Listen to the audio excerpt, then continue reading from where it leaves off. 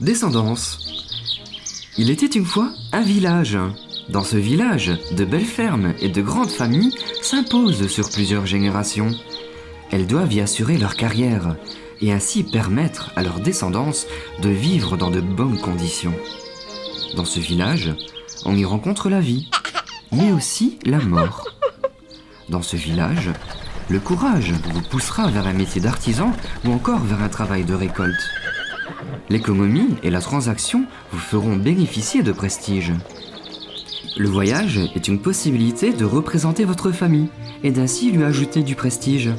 La politique pourrait vous faciliter la vie et vous économiser des heures de travail. Le chagrin d'un être perdu pourrait vous pousser vers une vie religieuse. L'avarice et la convoitise vous pousseront, eux, à spéculer l'héritage légué par la famille dans le livre des archives. Dans ce village, on y brasse un précieux breuvage. On y trinque joyeusement. La nouvelle auberge permet de toujours y rencontrer du bon peuple et d'y partager une bonne bière. Entre villageois, on s'y serre les coudes.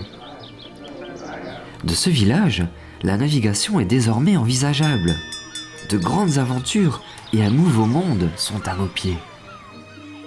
Dans ce village, nous y célébrons la vie et la naissance, où notre descendance sera vouée à suivre son propre destin. Les plateaux de jeu sont constitués d'un plateau commun et d'un plateau individuel. Le plateau commun permet à chaque tour de piocher un cube d'influence, de jouer une action et d'ainsi disposer un membre de sa famille afin qu'il s'oriente vers un corps de métier. Les zones d'activité aux entrées colorées vous permettent d'effectuer diverses actions. L'artisanat produit du matériel. Le marché vous permet de vendre ce matériel et d'ainsi obtenir des points de prestige. La zone du voyage, en dehors du village, permet de récolter points de prestige, mais aussi des sous et de l'influence. La récolte du grain permet, elle, d'entreposer ce grain dans votre ferme, selon le matériel que vous aurez à disposition. La chambre du conseil permet de débuter une carrière politique et d'obtenir ainsi quelques facilités. La zone familiale permet au joueur d'ajouter un nouveau membre à sa famille. L'église permet au joueur de déposer un membre en son sein afin de gagner des points de prestige. Le puits permet au joueur d'échanger des cubes d'influence contre une action du jeu. Vous pouvez aussi distinguer le livre des archives qui rassemble les premiers membres décédés des diverses familles, selon leur carrière au sein du village. D'autres décédés, eux, finiront au cimetière. Le plateau individuel comprend notre ferme où nous entreposons les membres de notre famille, les matériaux fabriqués et les cubes d'influence. On distingue aussi la ligne du temps, qui est utilisée pour le paiement en unités de temps, mais aussi pour nous avertir d'une mort imminente dans la famille, laissant aux joueurs le soin de spéculer ce moment du jeu. Le joueur incarne une famille dans un village. Les membres de la famille vivent à la ferme et pourront ensuite être dirigés vers telle ou telle activité sur le plateau commun. Certaines activités peuvent être comparées à des carrières, où des unités de temps seront demandées afin d'y accéder et d'y œuvrer. Une fois introduit, ce membre de la famille vous permettra d'économiser vos ressources tout en apportant des avantages.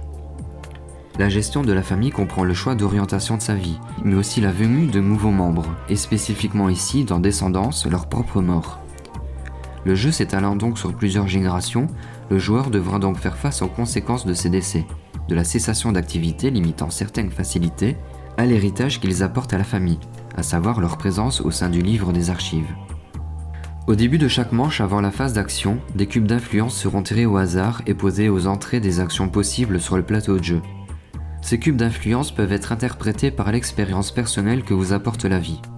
Cette expérience est donc ici matérialisée par des cubes distincts et colorés.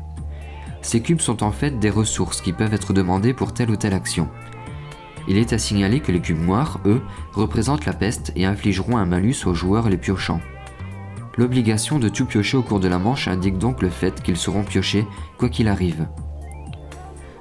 À chaque tour de jeu, le joueur devra prendre un de ces cubes posés et éventuellement effectuer l'action liée à la position du cube. Selon l'action choisie, un paiement devra être effectué. Souvent, un coût en unité de temps sera demandé, faisant évoluer l'âge global de votre famille. Pouvant également être demandés, donc, les cubes d'influence et parfois une tuile matérielle. Le but du jeu sera de marquer le plus de points de prestige qui seront remportés pendant le jeu via une certaine présence à l'église et via certains voyages effectués. En fin de partie, un comptage de points sera réalisé, surtout lié à votre présence dans le livre des archives, à votre présence sur la carte des voyages, au cumul de vos ventes de matériaux pendant la partie, mais aussi à vos présences à l'église et à la chambre selon leur avancée respective. La grande spécificité de Descendance est donc l'utilisation d'une notion de temps dont l'unité sera consumée et qui permet aux joueurs de se défaire de certains de ces travailleurs. Ceux-ci pourront alors être spéculés afin de rapporter un maximum de points en fin de partie.